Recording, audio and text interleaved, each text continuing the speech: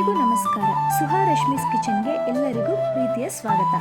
ಸ್ನೇಹಿತರೆ, ಇಂದು ನಾವು ಮನೆಯಲ್ಲಿ ಸಿಂಪಲ್ ಆಗಿ ಮಾಡುವಂತಹ ಒಂದು ರೆಸಿಪಿಯನ್ನು ನಿಮ್ಮೊಂದಿಗೆ ಶೇರ್ ಮಾಡ್ತಾ ಇದ್ದೀವಿ. ಅದು ಯಾವುದು ಅಂದರೆ ಟೊಮೆಟೊ ಬಾತ್.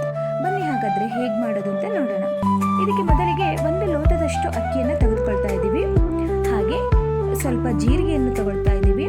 ಮಸಾಲೆಗೆ ಚಕ್ಕೆ, ಏಲಕ್ಕಿ, ಲವಂಗ, ಖಾರಕ್ಕೆ ಹಸಿಮೆಣಸು, ತುರಿದು ಇಟ್ಟಿರುವಂತಹ ಕಾಯಿ ತುರಿ, ಹಾಗೆ ರುಚಿಗೆ ತಕ್ಕಷ್ಟು ಉಪ್ಪು, ಸಣ್ಣದಾಗಿ ಹೆಚ್ಚಿರುವಂತಹ 2 ಟೊಮೆಟೊ, ಹುಳಿ ಟೊಮೆಟೊ, ಹಾಗೆ ದಪ್ಪನಾಗಿ ಹೆಚ್ಚಿರುವಂತಹ 2 ಟೊಮೆಟೊ, ಸ್ವಲ್ಪ ಕೊತ್ತಂಬರಿ ಸೊಪ್ಪು, ಹಾಗೆ ಬೆಳ್ಳುಳ್ಳಿ ಹೆಸರುಗಳು.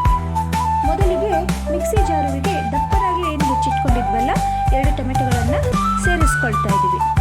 ಇದೇ ಮಸಾಲೆನೇ ತುಂಬ ಮುಖ್ಯ ಆಗಿರುತ್ತೆ. ಹಾಗೆ 1 ಗೆಡ್ಡೆ ಬೆಳ್ಳುಳ್ಳಿ ಹೆಸರು, ಸ್ವಲ್ಪ ಕೊತ್ತಂಬರಿ ಸೊಪ್ಪು, ಹಾಗೆ ತುರಿದು ಇಟ್ಟಿದ್ದಂತಹ ಕಾಯಿ ತುರಿಯನ್ನು ಸಹ ನಾವಿಲ್ಲಿ ಸೇರಿಸ್ಕೊಳ್ತಾ ಇದ್ದೀವಿ. ಇದಕ್ಕೆ ಜೀರಿಗೆಯನ್ನು ಹಾಕ್ಕೊಳ್ತಾ ಇದ್ದೀವಿ. ಹಾಗೆ ಹಸಿಮೆಣಸು ನಿಮ್ಮ ಖಾರಕ್ಕೆ ಎಷ್ಟು ಬೇಕೋ ಅಷ್ಟೇ ಹಾಕ್ಕೊಳ್ಳಿ. ಹಾಗೆ ಮಸಾಲೆ ಐಟಮ್ಸ್ಗಳನ್ನು ಕೂಡ ಸೇರಿಸ್ಕೊಂಡು ಸ್ವಲ್ಪ ನೀರನ್ನು ಸೇರಿಸಿ ನಾವಿಲ್ಲಿ ಇದನ್ನು ತರಿಯಾಗಿ ರುಬ್ಕೊಳ್ಬೇಕು. ಈಗ ಮೊದಲಿಗೆ ಗ್ಯಾಸ್ ಮೇಲೆ ಒಂದು ಕುಕ್ಕರನ್ನು ಇಟ್ಟು ಅದಕ್ಕೆ 2 ರಿಂದ 3 ಟೇಬಲ್ ಸ್ಪೂನಷ್ಟು ಎಣ್ಣೆಯನ್ನು ಹಾಕ್ಕೊಳ್ತಾ ಇದ್ದೀವಿ. ಅದಕ್ಕೆ ಒಗ್ಗರಣೆಗೆ ಜೀರಿಗೆಯನ್ನು ಹಾಕಿ ಸ್ವಲ್ಪ ಕರಿಬೇವನ್ನು ಸಹ ಸೇರಿಸ್ಕೊಳ್ತಾ ಇದ್ದೀವಿ. ಇದು ಸ್ವಲ್ಪ ಚಟಪಟ ಅಂತ ಸಿಡಿದ ಮೇಲೆ ಇದಕ್ಕೆ ನಾವು ಸಣ್ಣದಾಗಿ ಹೆಚ್ಚಿ ಇಟ್ಕೊಂಡಿದ್ವಲ್ಲ ಆ ಟೊಮೆಟೊವನ್ನು ಸೇರಿಸ್ತಾ ಇದ್ದೀವಿ. ಅದು ಚೆನ್ನಾಗಿ ಫ್ರೈ ಆಗಬೇಕು, ಟೊಮೆಟೊ ಚೆನ್ನಾಗಿ ಬೇಯಬೇಕು. ಇದು ತುಂಬ ಸುಲಭವಾದ ರೆಸಿಪಿ ಸ್ನೇಹಿತರೆ. ಒಂದು ಸಲ ಮನೇಲಿ ಮಾಡಿ ಹೇಗೆ ಬಂತು ಅಂತ ಕಾಮೆಂಟ್ ಮಾಡಿ. ಈಗ ಇದಕ್ಕೆ ಚಿಟಿಕೆ ಅರಿಶಿಣವನ್ನು ಸೇರಿಸ್ಕೊಳ್ತಾ ಇದ್ದೀವಿ. ನಾನಿಲ್ಲಿ 1 ಲೋಟ ಅಕ್ಕಿಯನ್ನು ತಗೊಂಡಿದ್ದರಿಂದ ಅದಕ್ಕೆ 3 ಲೋಟದಷ್ಟು ನೀರನ್ನು ಹಾಕ್ಕೊಳ್ತಾ ಇದ್ದೀವಿ.